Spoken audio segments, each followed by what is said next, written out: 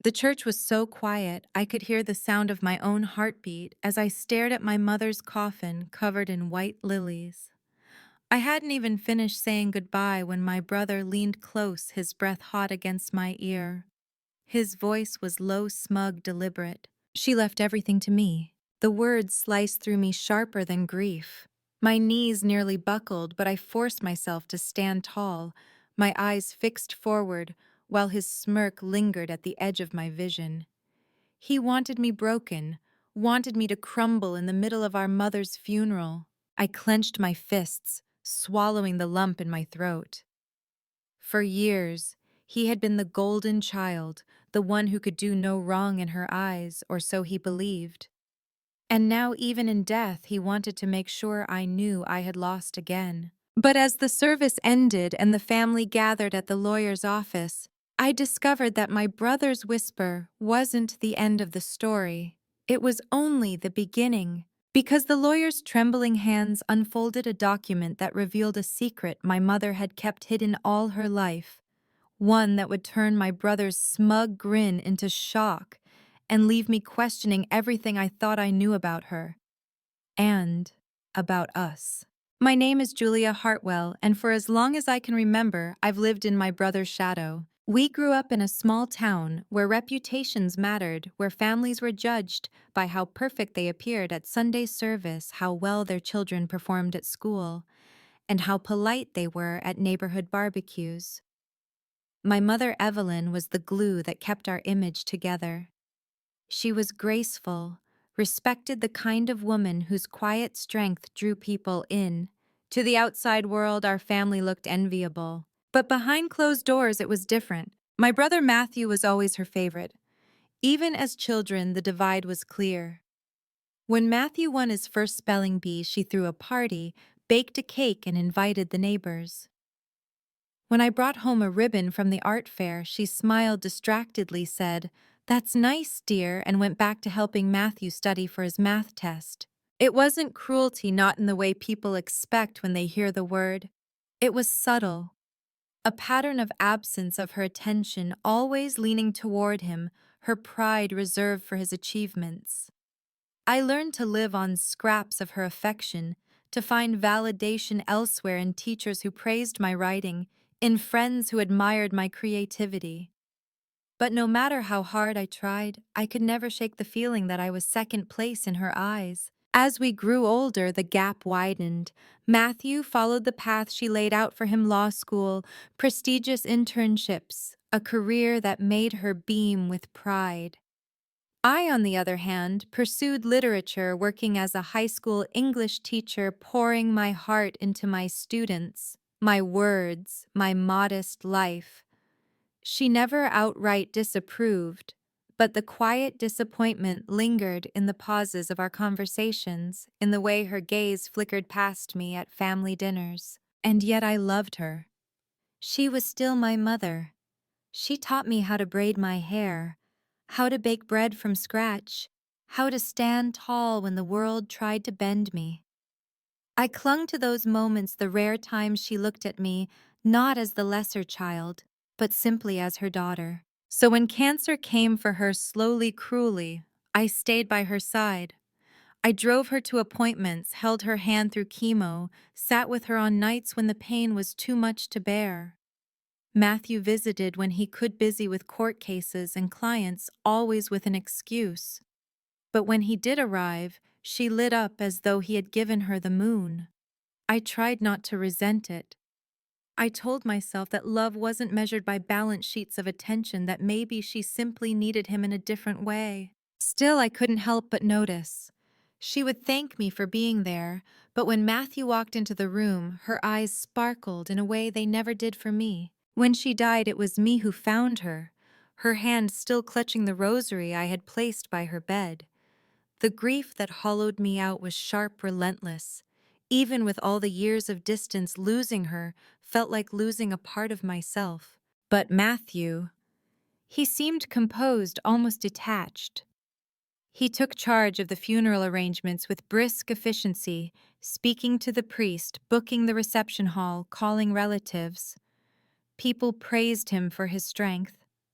I saw the way he carried himself tall and proud, as if he were the rightful heir to her legacy. And in his mind he was. That's why his whisper at the funeral didn't surprise me, not completely. She left everything to me. It fit perfectly with the story he had always told himself, that he was the chosen one, the rightful son, the one she trusted above all else. But it still pierced me, because even though I had long ago given up trying to win her approval, some part of me had hoped, just a small, stubborn part, that in her final act, she might see me, that she might recognize the years I had given her, the love I had poured into her, the daughter who had been there when she needed someone most.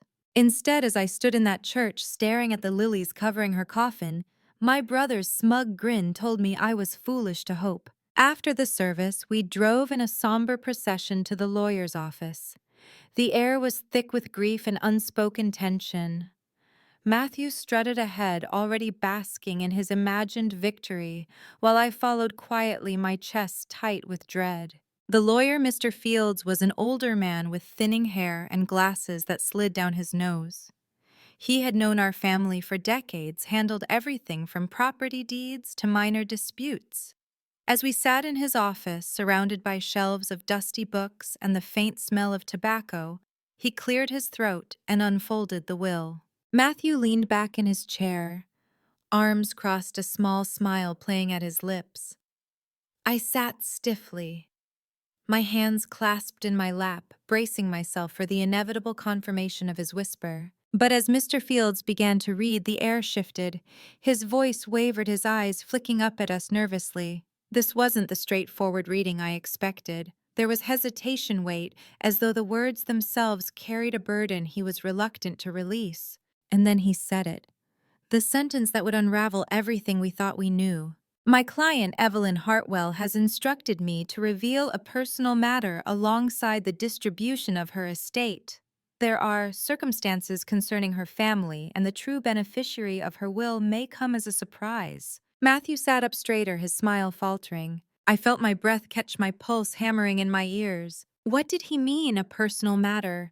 What secret could my mother have carried so carefully, so silently, that even now from the grave it demanded to be revealed? The lawyer's hands trembled slightly as he turned the page.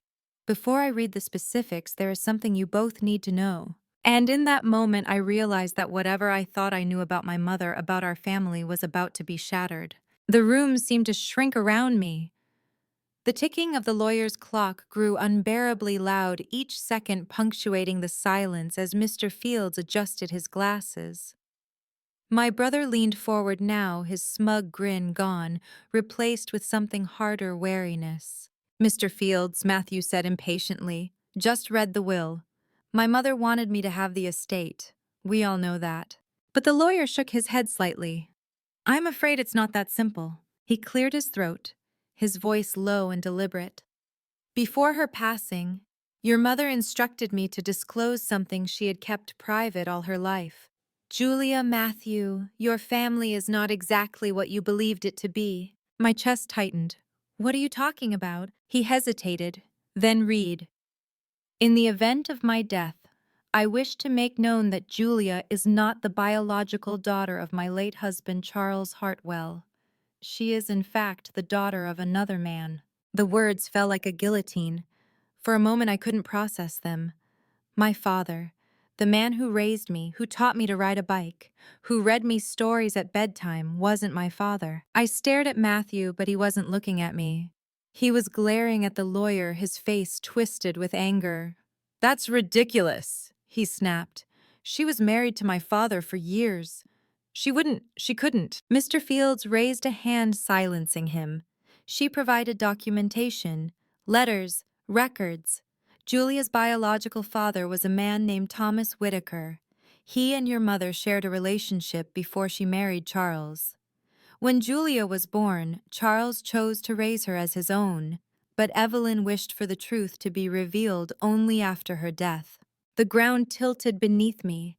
My head spun and I gripped the arm of the chair to steady myself. I wasn't my father's daughter. All the years of feeling different, of sensing an invisible wall between my mother's love for Matthew and her tepid affection for me, had this been the reason?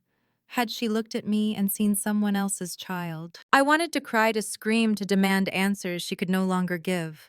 But before I could speak, Mr. Fields continued. And as such, he said slowly, "Your mother has left the bulk of her estate, not to Matthew, as you may have assumed, but to Julia. Her reasoning, as stated in her will, was that Matthew already had the advantage of his father's name support and inheritance. She wanted Julia to have something of her own." The silence that followed was suffocating. I blinked at him, my heart thundering. She left it to me." Mr. Fields nodded. Across the table, Matthew's face darkened, his knuckles white against the wood. "This is absurd. Julia doesn't deserve it. She's not even a real Hartwell." The words sliced deeper than he knew. Not a real Hartwell. They echoed my father's cold silences, my mother's subtle favoritism, the way I had always been second best. And now my brother was throwing it in my face with venom. But the lawyer's words reverberated louder.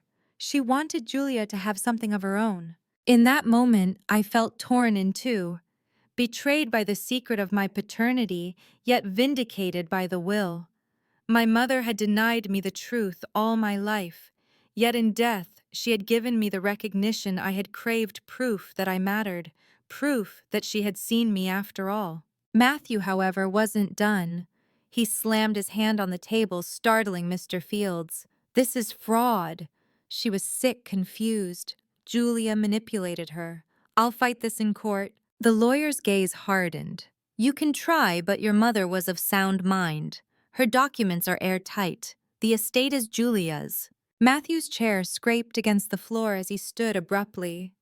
He leaned across the table, his eyes blazing into mine. "Enjoy it while you can," he spat, "because you don't deserve any of it. You were never one of us."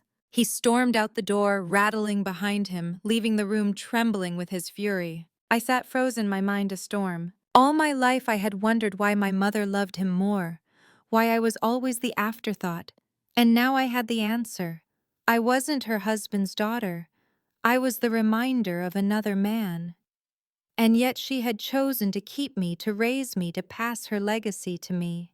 The betrayal hurt, yes, but tangled in it was something else, something I hadn't expected, a sense of belonging not to the Hartwells, but to myself. As I left the lawyer's office, the weight of Matthew's glare still heavy on my back, I knew one thing for certain: my mother's secrets hadn't just shattered our family, they had freed me. But what I didn't know, not yet, was that the secret of my birth was only the beginning. There was more hidden in those letters, more about Thomas Whitaker, the man whose blood ran in my veins. And uncovering the truth about him would change everything I thought I knew about my mother, my brother, and myself. That night, I sat at my kitchen table with the will spread out before me. The pages smelled faintly of paper and dust, but to me they smelled of something else: answers, or at least the beginnings of them. I read her words over and over: Julia deserves something of her own. The sentence was underlined as though my mother had pressed her pen into the paper with intention. After years of silence, her voice reached me through ink and signatures. It wasn't the confession I had needed while she was alive, but it was something. And yet it wasn't enough. My brother's voice still rang in my ears. "You don't deserve any of it. You're not a real Hartwell." He wasn't going to let this go. I knew him too well. Matthew had been raised to believe the world owed him everything. Firstborn son, golden child, the one who could do no wrong. To him, the estate was his by birthright, and the revelation of my paternity only gave him more ammunition. If I wanted to protect myself and the peace of my mother she had finally given me, I needed to be ready. So I started planning. First, I called Mr. Fields and requested copies of everything my mother had left: the will, the codicils, the sealed letters she had attached as supporting documents. He agreed, though his voice carried a note of warning. "Be careful, Julia. Families have broken apart over less than this." Ours was broken long before this, I thought, but I didn't say it aloud. When the package arrived a few days later, I pored over it like a detective. Among the legalese and signatures, there were 3 envelopes marked with my name. My hands trembled as I opened the first. My dearest Julia. It began in her familiar looping script. I know this is not the way you wanted to learn the truth, but I could never bring myself to tell you while I lived. Your father, Charles, was a good man, but he was not your blood. The man who gave you life was Thomas Whitaker. He was kind, brilliant, and loved me in ways Charles never could. But he was not the life partner I needed then. I chose security stability, and for that I chose Charles. Tears blurred the words. She had loved another man.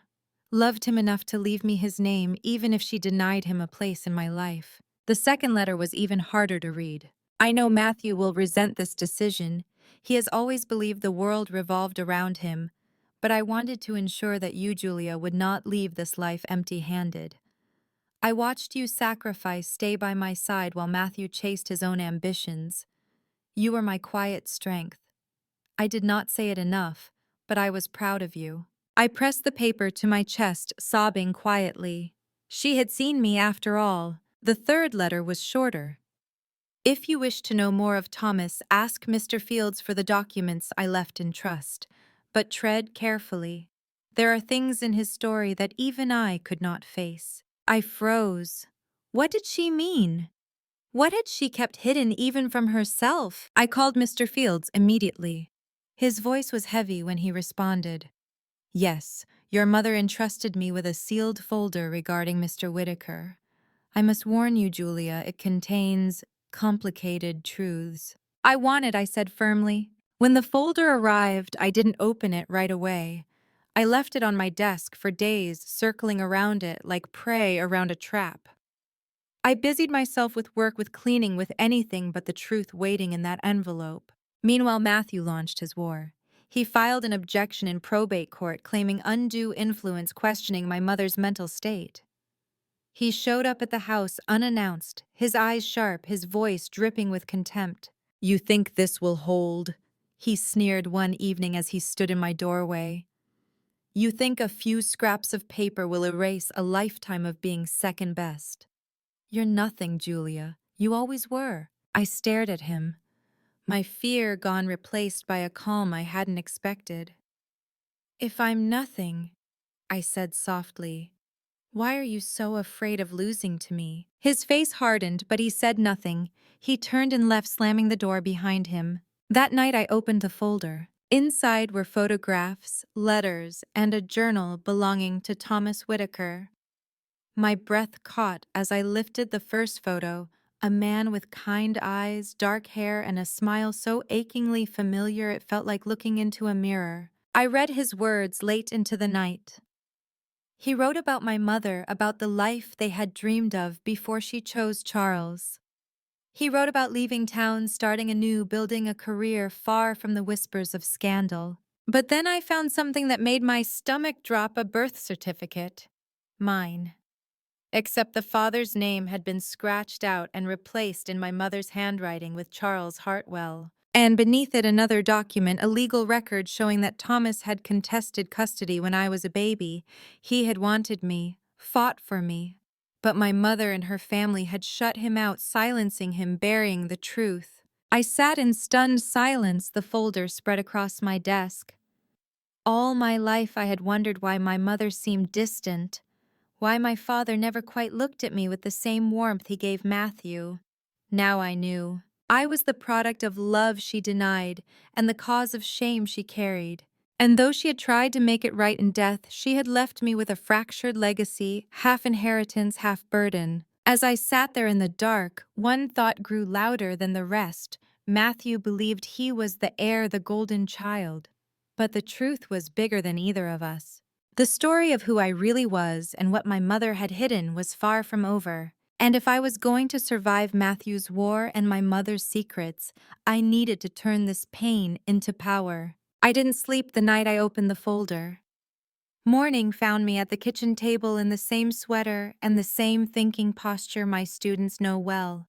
chin in palm, elbow on wood, eyes rimmed with the red of too many revelations. The house was so quiet, it almost felt new, as if the walls were waiting to hear who I would become now that I knew the truth. I made coffee, swept the last of the funeral lilies into the bin, and stood in the doorway of the room that had always belonged to my mother's knickknacks and my brother's trophies. The sun fell across a shelf of Matthew's Plaque's Moot Court Law Review, another framed article that had once made our mother glow. I took them down one by one, not with spite, not to erase him, but to make space. I painted that room a soft, defiant white. Between coats, I taped pages from Thomas Whitaker's journal to the empty wall and let his careful script keep me company. He wrote like a man who weighed each word before he let it live. There were entries about a summer he and my mother spent by the lake, a list of books he meant to read, a line that felt like a hand pressed to my shoulder. If a door won't open, make a window. I framed that page and hung it above the desk. Then I set my laptop beneath it, opened a blank document and titled it Inheritance. I didn't know if it would be a memoir, a novel, or a series of essays my students would read 10 years from now without ever knowing it was mine. What I knew was that writing had always been the one place I recognized myself without asking permission. If I could not go back and be the daughter my mother might have loved more, then I would go forward and be the woman I loved without apology. In the meantime, I treated the will not as a weapon but as a toolkit. I met with Mr. Fields and a financial advisor who spoke to me like a peer, not a placeholder. We mapped the estate house savings, a modest portfolio, a few quiet bequests my mother had made to the church and the library. I set aside a portion for taxes, a portion for repairs the house needed, and a portion for something that felt like air. A scholarship in my mother's name, for a girl who writes essays at midnight and gets overlooked at breakfast. I drafted the criteria myself. For students who have been the second voice at the table, I wrote and learned to sing anyway. The first evening I said it aloud my house. I heard how new the words sounded in my mouth. I pulled up the carpet in the front hall and found hardwood. I planted rosemary where the plastic swans had been, the scent of it pushing out what was stale. I changed the locks and, more importantly, I changed the rules. If Matthew came, he would knock. If he tried to frighten me with lawsuits and letters, my attorney would answer the door. He tried, of course. Angry men who grew up with an audience do not go quietly. He sent a message through his own lawyer calling my mother's will capricious. He told a cousin that I had coerced a dying woman. He appeared on my porch one Sunday morning with a bouquet from the same florist who had done the funeral and a tight smile I didn't recognize. "You've made your point," he said without hello. "My point," I leaned on the door frame. "That you can play hardball," he said. "You've embarrassed me with this theater. I'm here to propose something civilized. We divide assets as if Mother had done the sensible thing. 50-50, no court, no headlines." "You want me to pretend the will doesn't exist," I said. "I want us not to look like fools," he snapped. "Then stop behaving like when," I said quietly. His jaw twitched. He tried to step past me. I lifted my hand. "You are not welcome inside without an appointment, Matthew. If you persist, I will call the police. And if you harass me again about a will that has been validated by the same system you devote your life to defending, I will file for a protective order." The air between us sharpened. For a second, I saw the brother I knew at 6, the boy who hated losing and would overturn the checkers board instead of conceding. Then the mask returned. "You were always good at playing the victim," he said, and stalked down the steps. I closed the door on the echo of his shoes and stood in the quiet, the kind that used to feel like failure. It felt like power now. Not the explosive kind, but the kind that sits in your bones and keeps you upright when a familiar storm rolls in. Power looked ordinary at first. It looked like lesson plans that didn't include leaving early to drive to the oncology wing. It looked like taking my seniors to the museum on a Friday, and telling them that the stories on the plaques are only one way to tell a life. It looked like standing in front of the PTA to propose a creative writing elective and not feeling my voice shrink when a father in a crisp suit asked about practical outcomes. Confidence, empathy, clarity. I said, ticking them off. Hire any adult, ask them which colleague they prefer, the one who can listen and persuade or the one who can't. Practical enough. They voted yes. There is a kind of victory that arrives without applause that is no less electric for being quiet. I also made time for grief in ways that did not erase me. I drove 2 towns over to the cemetery where Charles Hartwell is buried and sat on the low stone wall across from his name. I told him what I had learned. I thanked him for reading Charlotte's Web in a voice that made me believe animals might hold conversations in barns, for taking me to the library on Saturdays, for teaching me that lefty batters look better from third base. I apologized for the things I could not fix and forgave him for the distances I cannot measure now. When I left, I didn't feel disloyal for wanting to claim the other half of my blood. I felt permitted to be both. On the way home, I stopped at the courthouse to file a simple petition to amend my legal name. I did not trade Hartwell for Whitaker.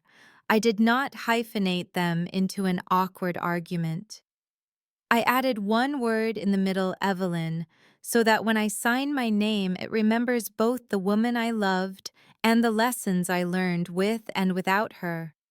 Names are not handcuffs. They are maps. One afternoon, I opened Thomas's journal to a page I had skimmed before and saw a line I'd missed. Send the payment. Stay quiet. It's hers whether she knows me or not. There was a receipt stub tucked behind it, a bank transfer to something called the Hemingway Fund. I Googled until the letters swam and found a small foundation that had dispersed grants to students in our county for 2 decades. The director, an earnest woman with a voice like gravel, agreed to see me. Our biggest anonymous donor, she said, sliding a binder across the table in her office, signed their checks, TW. We never knew who they were. You say your family. I think so, I said. I think he wanted to help even if he couldn't be visible. We had one grantee in particular whose tuition kept getting covered at the last minute, she said, flipping to a page. Notes say the donor requested discretion. She turned the binder. There it was in the tidy font of a grant report, Hartwell Julia, first-generation college student, English. I remember those notices arriving like reprieve in my sophomore and junior years, an awards office email. A sigh of relief I chalked up to luck and a kind committee. It was not luck. It was a man with my eyes writing checks with 2 letters for a signature and a promise under his breath. I walked home the long way, the town looking both smaller and more luminous, like a set I had lived on for years without seeing how the lights worked. I wanted to be angry that my mother had kept him from me. I was. But there is a grief shaped like gratitude, too, and it lives where help arrives anonymously, and you wish you had known whose hand to hold. That night I cooked the dinner my mother used to make on the first day of school, pasta with butter and peas, black pepper, a sprinkle of parmesan like first snow. I ate at the kitchen counter with her recipe card propped against the salt, and I felt like I was building a bridge plank by plank between the woman she had been, the woman she could not be, and the woman I was deciding to become. I wrote until midnight.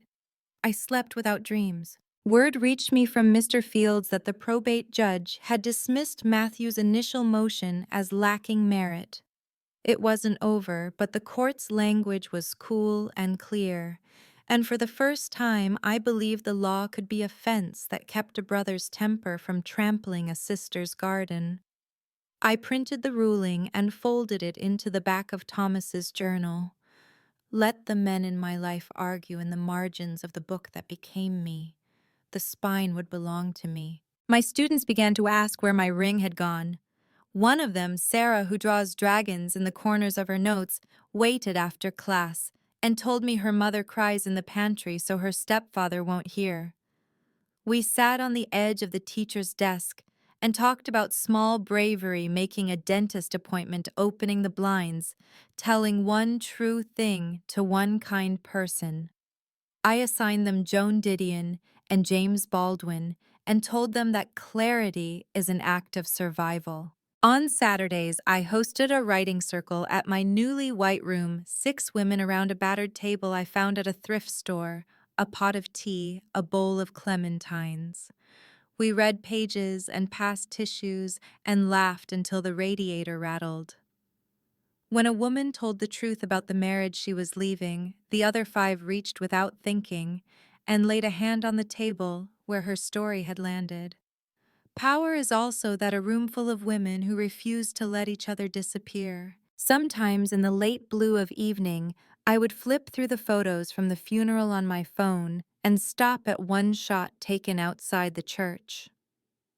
A man stands in the far edge of the frame, back-turned gray hair, shoulders set as if he is trying not to be seen.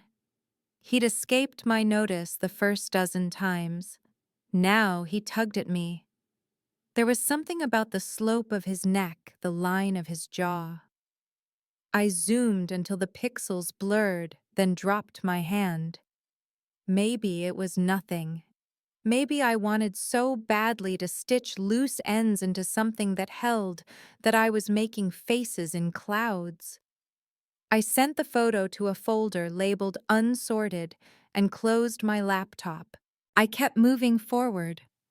I sorted my mother's jewelry and gave the pearl studs she wore to church to the scholarship's first recipient, a girl who cried into my shoulder and said she had never owned anything that made her feel like both a lady and a person. I stood in the library where I used to shelve books in high school and handed the director a check from the fund. He tried to give me a plaque. I told him to use the money for beanbags in the YA corner and a lock on the bathroom door that doesn't stick. And yet, even as I built a life that felt like mine, I knew there were edges I hadn't touched. Mr. Fields's warning from weeks ago kept humming complicated truths. My mother's last letter had said there were things in Thomas's story she could not face. That wasn't the kind of sentence that disappeared when you planted rosemary and learned to say no at the door. It sat at the edge of the room like a guest you haven't decided to trust. The evening the email arrived, I was grading essays with a pen that had run out of ink 3 papers ago. The subject line was nothing more than a date and my mother's maiden initials. The attachment previewed as a scan, grainy, the corner torn. I clicked. It was a newspaper clipping from years before I was born. The headline was small, but precise. I read it twice, then a third time, the words rearranging the furniture inside my chest. I looked up at the framed line over my desk. If a door won't open, make a window, and felt for the first time since the floor shift beneath me. The house held its breath. The newspaper clipping was dated June 1980, the year before I was born. Its edges were yellowed, its font grainy, but the headline was unmistakable. Local businessman implicated in fraud investigation, Thomas Whitaker named among associates. My breath caught. I scanned the article, my eyes darting over words that seemed to blur together. Embezzlement, forged documents, illegal investments. Thomas's name appeared 3 times, each one hitting like a hammer. According to the article, he was part of a circle of men accused of siphoning money from community projects, disguising funds meant for schools and charities as private profits. This couldn't be right. This couldn't be the same man whose journal lay on my desk, filled with tender entries about books and lakeside summers. The man who had signed checks to quietly pay my tuition. The man my mother once loved. I scrolled further. A grainy black and white photograph showed a lineup of suspects leaving the courthouse. And there he was, Thomas Whitaker. His jaw set, his eyes averted from the camera, his posture both defiant and ashamed. I felt the room tilt. Was this the complicated truth my mother couldn't face? that the man who gave me life had also stolen from others, that while she was raising me under Charles's roof, my biological father was standing trial for crimes that left a mark on the town. The article ended abruptly. Thomas Whitaker fled before sentencing. His whereabouts remain unknown. Unknown. That word clawed at me. I grabbed the folder again, rifling through the documents Mr. Fields had given me. Buried beneath the journal entries, I found a letter sealed in a smaller envelope. My name was scrawled on the front. My hands shook as I opened it. Julia. It began, the handwriting careful, shaky. If you are reading this, then Evelyn has done what I always hoped. She has told you the truth. I know what the papers said about me. I know what your mother believed, but not all of it is true. I was guilty of trusting the wrong men, of signing papers I didn't fully read, of wanting success too quickly.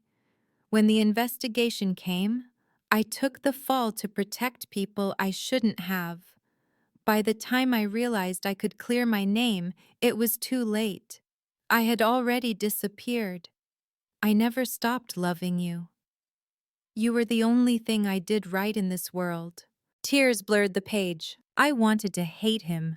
I wanted to crumple the letter and curse his name for leaving me with nothing but fragments of a story.